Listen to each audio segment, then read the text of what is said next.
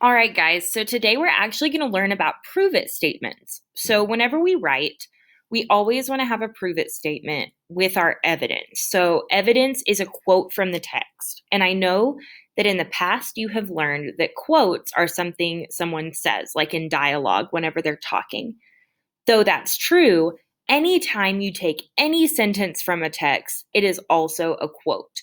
So if we are going to say, hey, I think this because the text says that, we want to make sure that we quote the text and then we put these prove it statements in so that we're not plagiarizing, so that we're saying, hey, these aren't my words, but they're important words. So you can choose any of these whenever you're leading into a quotation. All right. So you already found three pieces of evidence a couple slides ago. We are now going to take those three pieces of evidence one at a time.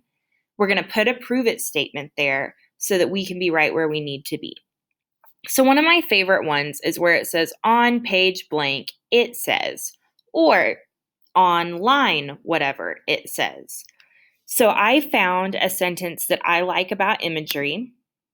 It is her house, the one whose porch light burned yellow. I love that because we know that we're talking about her house. We know that it's that yellow, bright light, not the white light, not a dull orange light. It just sits just right. So, if we come over here, I can count what line it is. 1, 2, 3, 4, 5, 6, 7, 8, 9. And so I can say on line 9, comma, it says, comma, quotation mark. And that would look like this.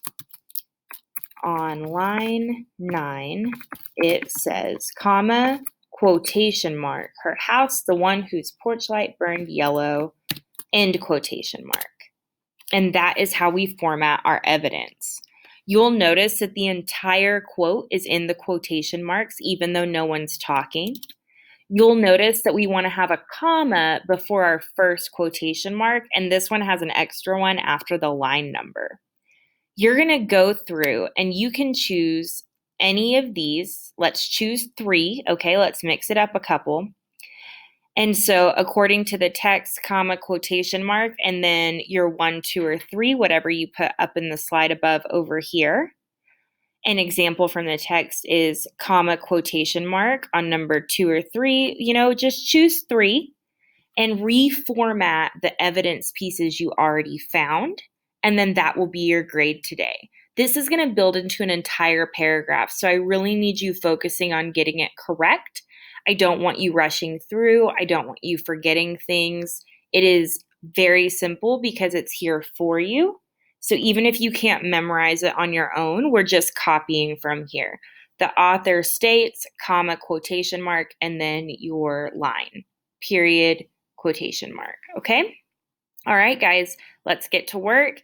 Feel free to email me if you have any questions. And then at the end of this, don't forget to submit it so that I can grade it through Schoology. Hope you have a great day. Bye.